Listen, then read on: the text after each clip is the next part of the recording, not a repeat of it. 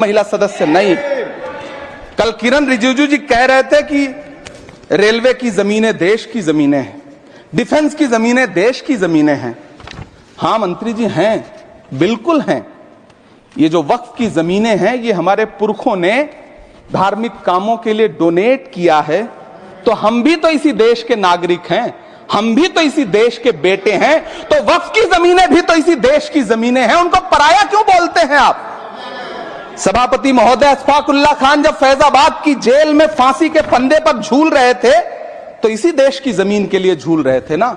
सभापति महोदय, अंडमान की जेल में काला पानी की सजा काटकर अपनी जान देने वाले मौलाना फजले हक खैराबादी हो या शेर खान अफरीदी हो, वो भी तो इसी जमीन के लिए अपनी जान दे रहे थे ना।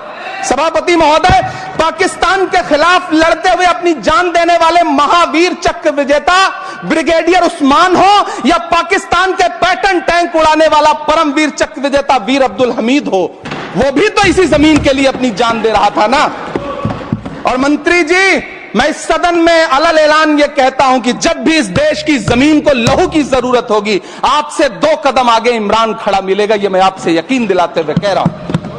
सभापति महोदय, मैं सरकार से कहना चाहता हूं, हमसे हमारी इबादत गाहें तो मत छीनिए ना, हमारे घरों पे बुलडोजर तो मत चलाइए ना, हमारी कब्रों में तो हमें सुकून से सोने दीजिए ना।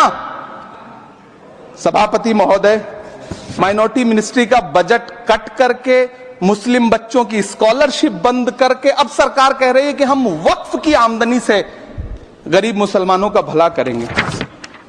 गुजरात की बेटी बिल्किस के बलात्कारियों की रिहाई के बाद उन्हें माला पहनाने वाली लोगों के नेता ये कह रहे हैं कि यह बिल मुस्लिम महिलाओं को उनका हक दिलाएगा। धन्यवाद मोदी जी, क्या बढ़िया सौगातें मोदी दे रहे हैं आप।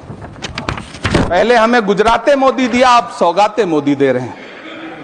लेकिन यह सरकार इतना याद रखे कि इसी ठसक के साथ देश की संसद में सीए का कानून भी लाया गया था और कहा गया था बड़े बड़े भाषण देकर के कि पड़ोसी देशों से हिंदू भाइयों को ला करके यहां नागरिकता दी जाएगी। लेकिन मैं आपके संज्ञान में लाता हूं सर कि पिछले इतने दिनों में इनसे नागरिकता लेने के लिए 2000 व्यक्ति भी नहीं आए, जबकि इसके उलट इन्हीं की सरकार में पिछले 10 साल में 15 लाख से ज्यादा भारतीयों ने भारत की नागरिकता छोड़ करके दूसरे देश में जाकर के बस गए। यह हुआ उस कानून का अंजाम। सभापति महोदय, इसी तरह की जिद के साथ किसानों के खिलाफ भी कानून लाए गए थे। जिस तरह आज वक्फ के फायदे गिनाए जा रहे हैं